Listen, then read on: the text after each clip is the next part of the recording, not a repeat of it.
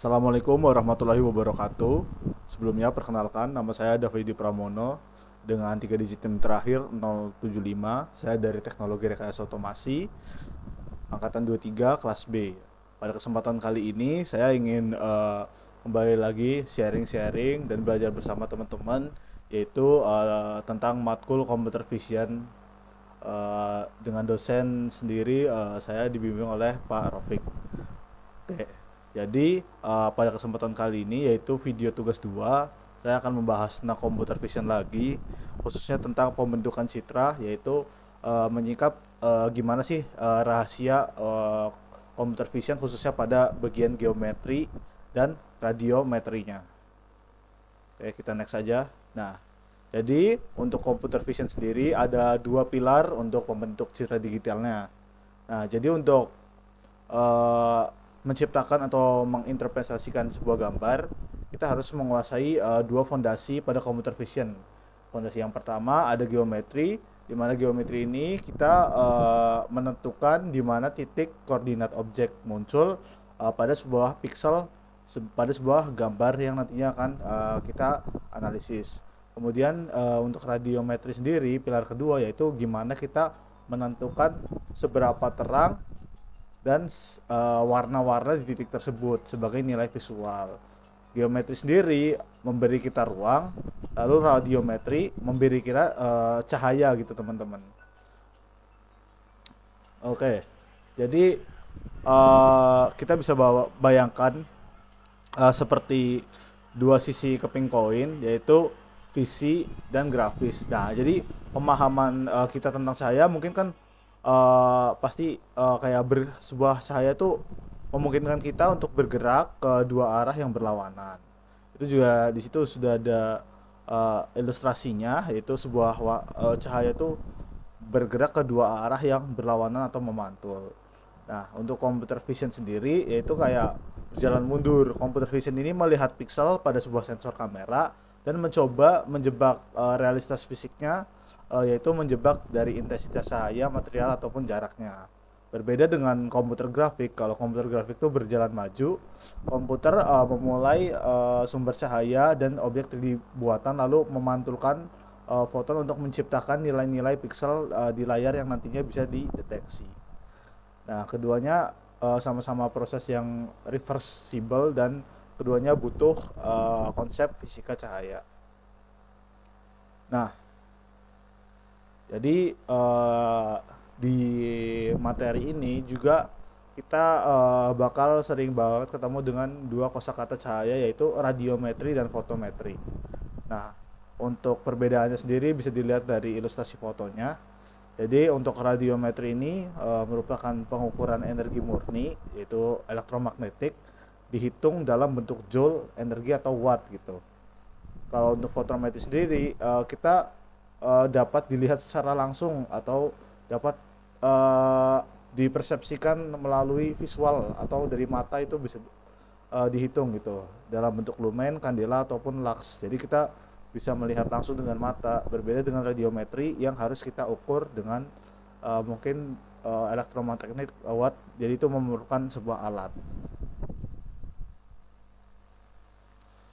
Nah, ini juga ada dari perbandingan radiance versus irradiance. Jadi untuk radiance sendiri yaitu dengan simbol Le, yaitu energi yang keluar dari sebuah sumber yang terpantul dari permukaan adalah kecerahan cahaya atau kecerahan adegan.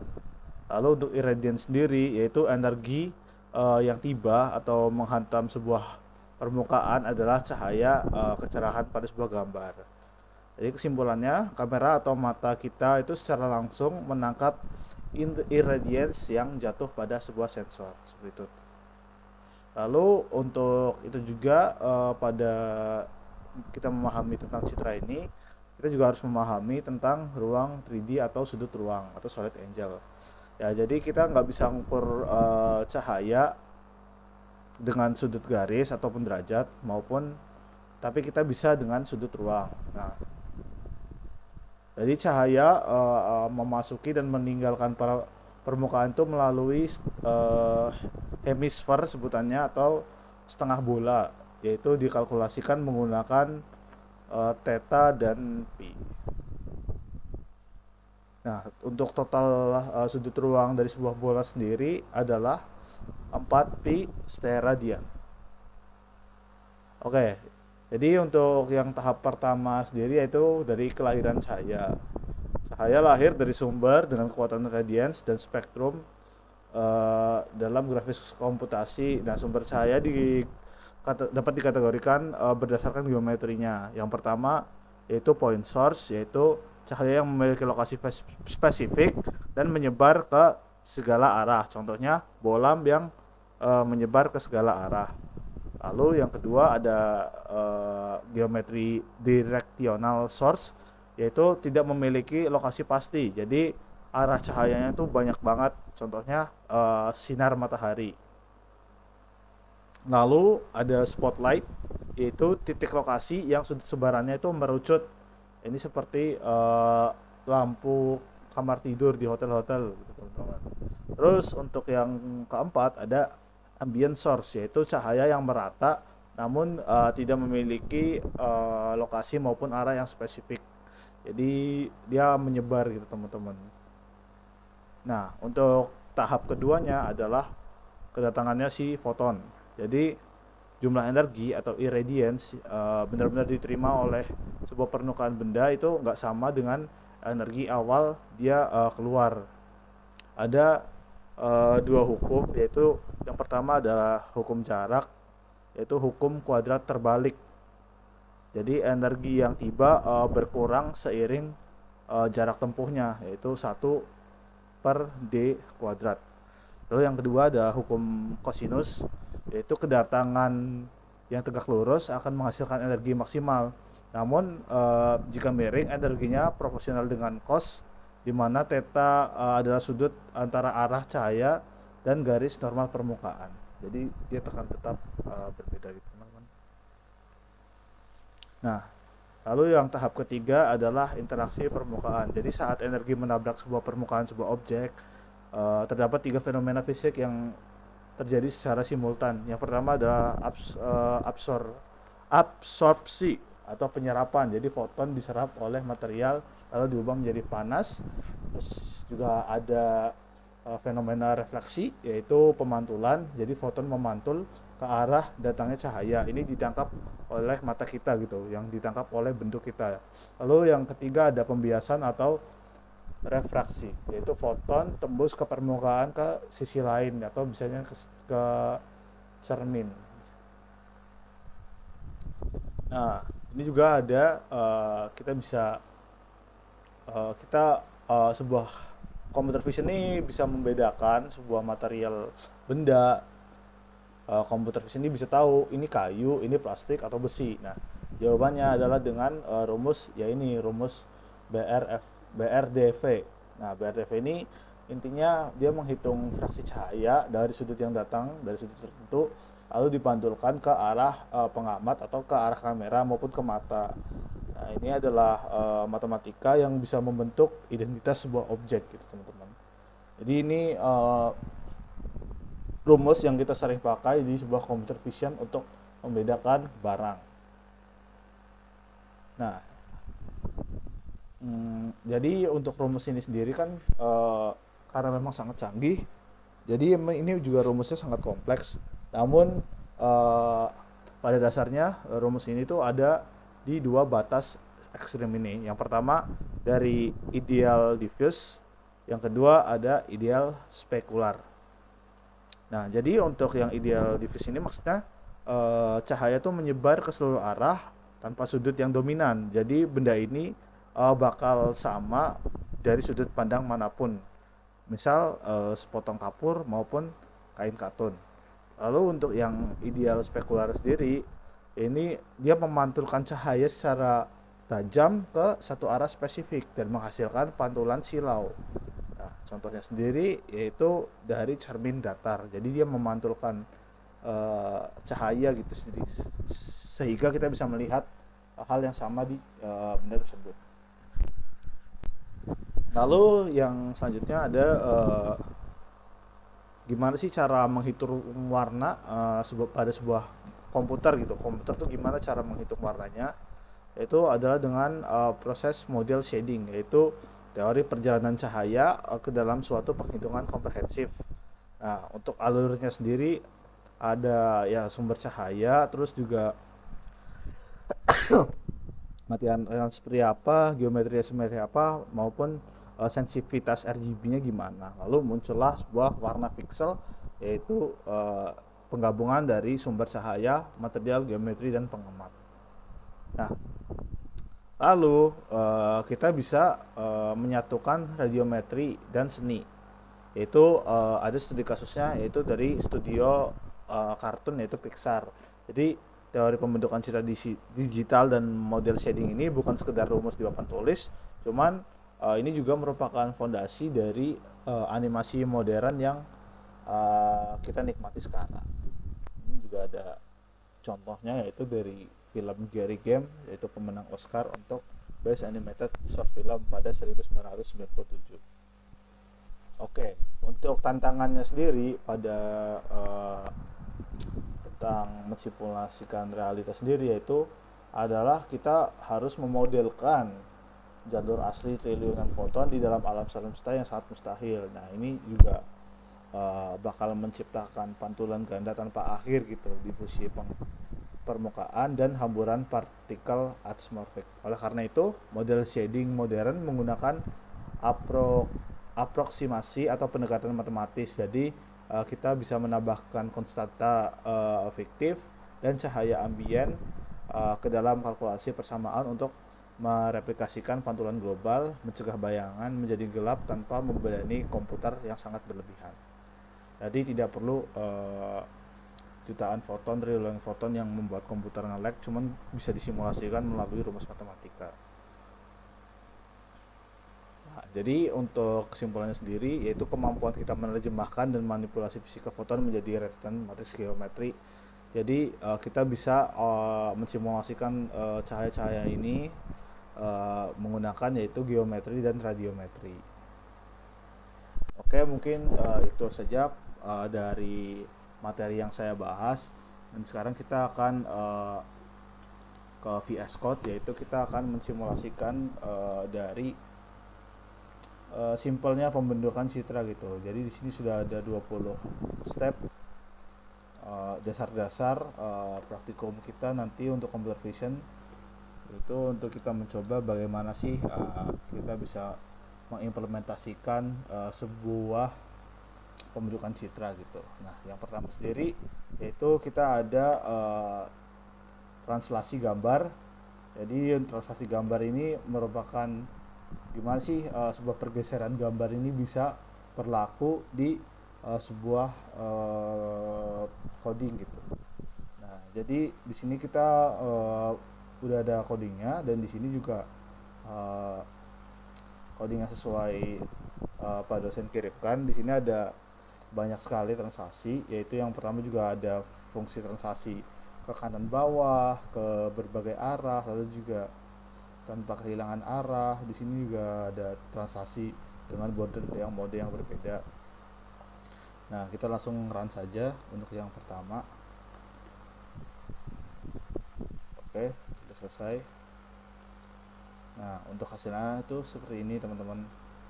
Jadi akan terjadi sebuah transaksi itu seperti ini. Jadi untuk gambar originalnya seperti ada yang di pojok kiri atas, lalu untuk yang sudah ditranslasikan atau sudah digeser ini ke kanan bawah jadi seperti ini. Jadi yang di sebelah kiri atasnya kosong, maupun untuk selanjutnya yang ditranslasi ke kiri atas maka kanan bawahnya kosong, dan seterusnya. Ini masih ada beberapa percobaan lagi.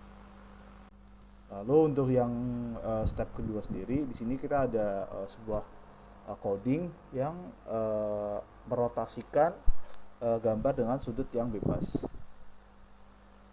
Nah, di sini ada beberapa tahap juga, yaitu yang pertama untuk rotasi sudut, rotasi tanpa crop. Ini merupakan variasi-variasinya lah. Kita di running menggunakan CV gitu, teman-teman.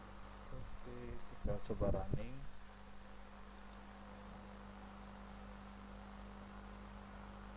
Ini Ini untuk hasilnya sendiri, hasil dari rotasi dari sudutnya gambarnya. Di sini ada kita rotasi 15 derajat, terus 37 derajat, 72.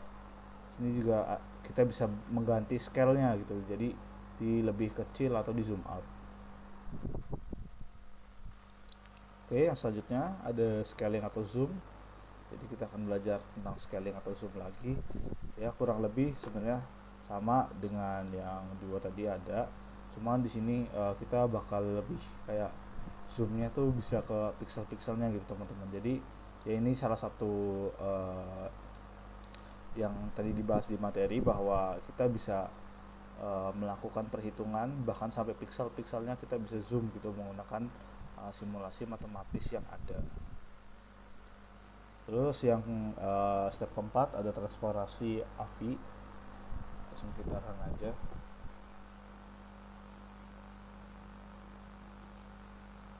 Nah, ini jadi transformasi AVI ini kayak sebuah pergeseran, cuman dia bergesernya secara miring gitu. Ini untuk 3 titik, ini untuk refleksi terhadap V dan H dan lain-lain. Lalu yang selanjutnya ada untuk transformasi perspektif. Langsung kita coba aja.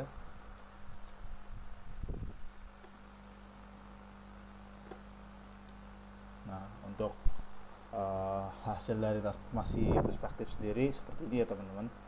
Bisa teman-teman simak.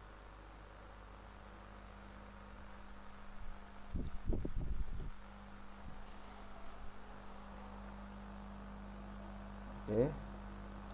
Yang selanjutnya ada kalibrasi kamera atau checkerboard.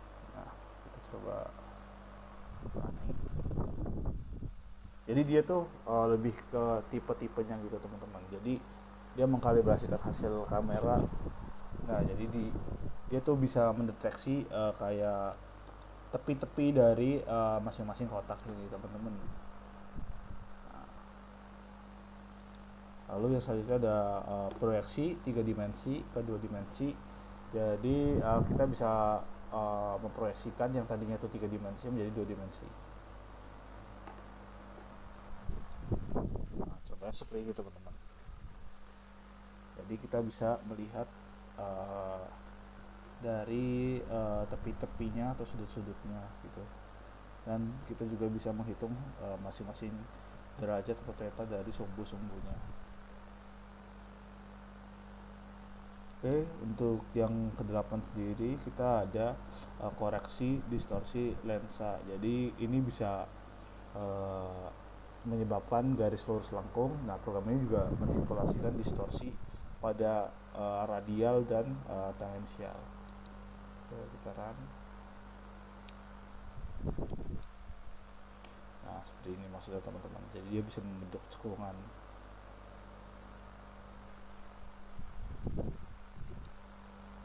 Oke, yang selanjutnya juga yang ke-9 ada sampling dan analyzing, di mana ini sampling itu adalah untuk mengurangi resolusi pada sebuah gambar. Lalu aliasing ini terjadi ketika gimana frekuensinya tinggi dan tidak difilter gitu. Jadi sebelum downsampling. Untuk hasilnya sendiri kita akan run, kita akan mendapatkan hasil yang seperti ini. Oke, kemudian juga yang ke-10 ada gamma correction. Di sini adalah gimana kita juga bisa memperbaiki sebuah intensitas cahaya pada sebuah gambar. Ketika gamma di pada coding ini tuh ketika gamma lebih kurang dari 1, maka gambar akan diperkuat cahayanya. Ketika lebih dari 1, maka gambar akan dibuat lebih gelap. Kalau sama dengan 1, maka gambar akan sama saja atau tidak diubah. Nah, seperti ini teman-teman hasilnya. Ini juga kita bisa menampilkan dari kurva dari gamanya. Ini yang dimaksud adalah dari gamanya, dari yang Y sampai dengan 1 itu tidak diganti yaitu teman-teman, masih seperti originalnya. Ini juga yang 1,08 nih warnanya hampir mirip karena dia memang tidak berbeda jauh, cuma berbeda 0,8. Berbeda dengan yang di sini yang 0,3 ini jadi di bawah satu, jadi digelapin gitu. Oke, untuk yang ke sebelah sendiri yaitu ada interpolasi gambar, di mana kita bisa menghitung nilai sebuah pixel pada sebuah gambar. Nah, ini yang sering dipakai pada kayak computer vision sebuah pertanian, misal untuk kita menghitung seberapa tuanya sebuah tanaman, itu bisa memakai interpolasi gambar. Nah seperti ini teman-teman. Jadi interpolasi gambar tuh bener-bener kayak ke pixel-pixelnya itu kita bisa hitung sampai zoom banget ke atom-atomnya lah. Lalu di sini juga ada konversi koordinat. Ini konversi koordinat juga sangat penting, khususnya pada otomasi, di mana kita bisa mendapatkan sebuah koordinat dari gambar. Jadi dia bisa membaca lah dari gambarnya itu untuk sebuah presisi, hasil yang sangat presisi.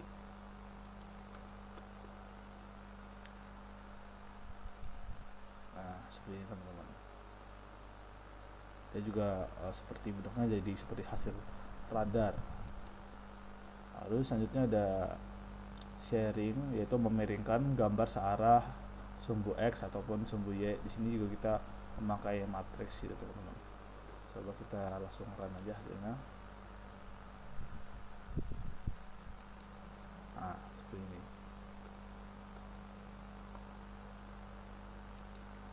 Lalu yang ke-14 ada refleksi gambar. Jadi dia seperti cermin atau mirroring. Jadi dia mencermin ke gambar pada sebuah sumbu atau garis tertentu, yaitu kita bisa pasti kita menggunakan matriks pada codingan kali ini yang ke-14 ini. Nah hasilnya seperti ini. Jadi dicerminkan, ini cermin terhadap sumbu Y, sumbu Z dan lain-lain, ada semua. Lalu di sini ada transformasi homogen, di mana ini menyatukan translasi, rotasi dan skala Sierre dalam sebuah satu matriks.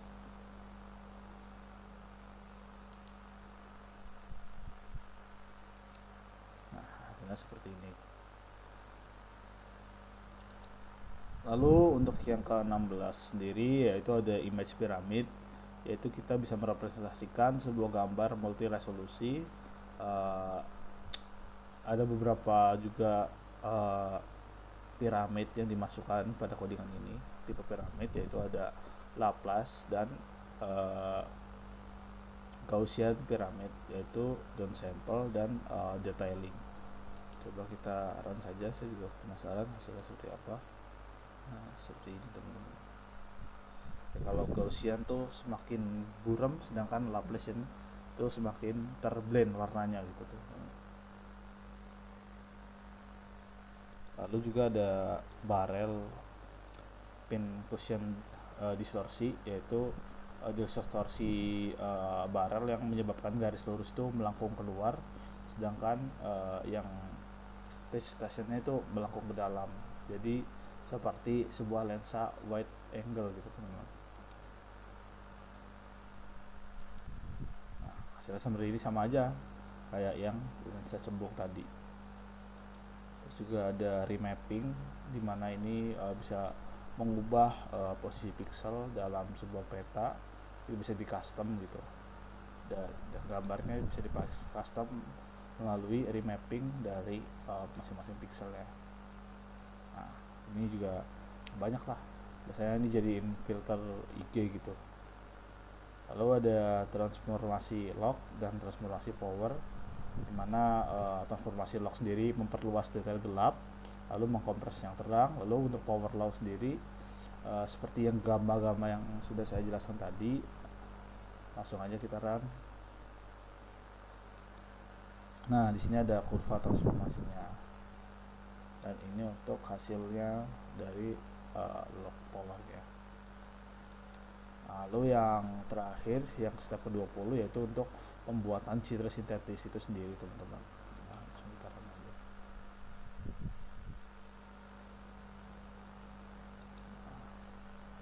ini cita sintetisnya.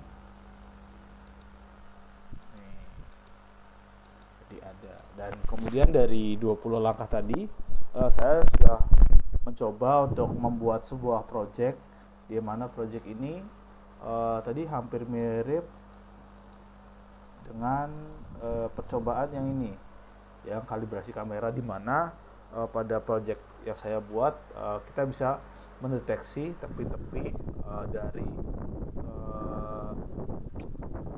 dari kotak-kotak yang ada gitu teman-teman. Jadi ini bisa yang sering dipakai lah, yang umumnya dipakai. Saya membuat project tersebut. Mungkin karena di sini saya akan mendemokan projectnya, mungkin saya bisa mematikan kamera yang ada di webcam saya dulu atau ada di OBS supaya saya bisa mensimulasikan dari simulasi tersebut. Oke, mungkin saya matikan dulu.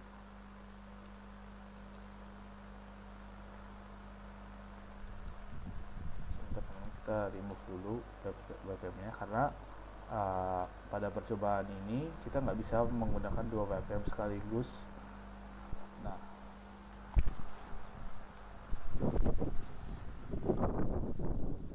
oke teman-teman. Nah, jadi untuk projectnya sendiri ada di ini, mainar.python. Nah, jadi ini kita bisa mendeteksi sebuah marker pada checkerboard. Nah, gimana caranya?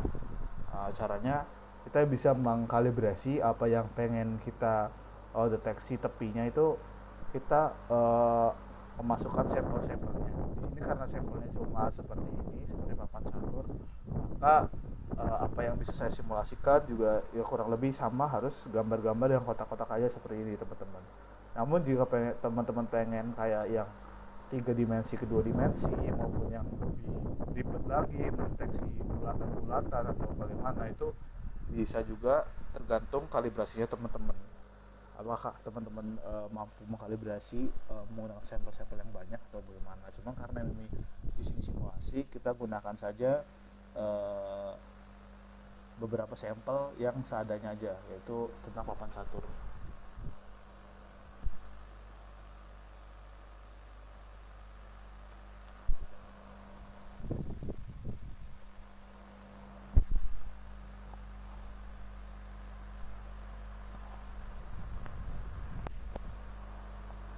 Sebentar teman-teman, saya coba cari dulu dari gambar yang sekiranya bisa nah, kita langsung running aja.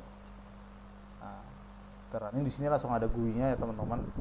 Itu di sini karena memang nggak ada marker yang terdeteksi. Nah, jadi kita bisa, karena memang belum ada marker yang seperti yang dikalibrasi. Nah, ketika sudah ada, maka dia akan mendeteksi harusnya teman-teman. Oke, belum mau mendeteksi. Coba kita proses kalibrasi dulu. Mungkin karena sedikit berbeda ya. Kita coba cari marker yang lain dulu.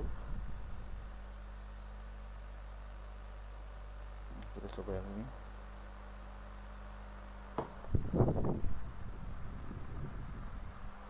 Nah, itu ada mendeteksi 2 frame teman-teman. Dari si Nah, ini mendeteksi 2 frame. Dari mana ini? Nah, itu ada 2 frame yang terdeteksi. Coba kita cek klik dulu apakah dia mau mendeteksi. Ya, intinya ini masih memerlukan proses kalibrasi lagi lah teman-teman. Ini biasanya karena ini terlalu besar, sedangkan sampelnya sangat kecil. Atau kita coba melalui HP.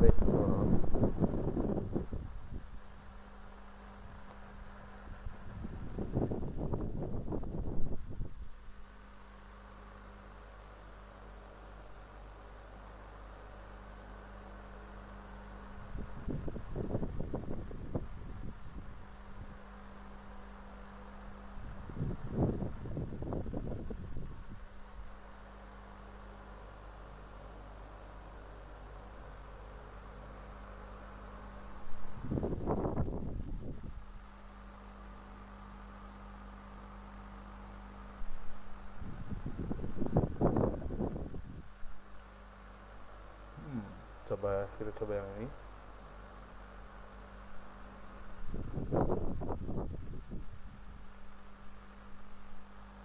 Nah, itu teman-teman.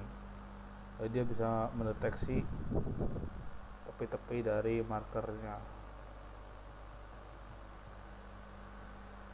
Ya memang jaraknya yang harus kita atur gitu teman-teman. Jadi jaraknya tuh harus betul-betul sama dengan apa yang sudah dikalibrasi.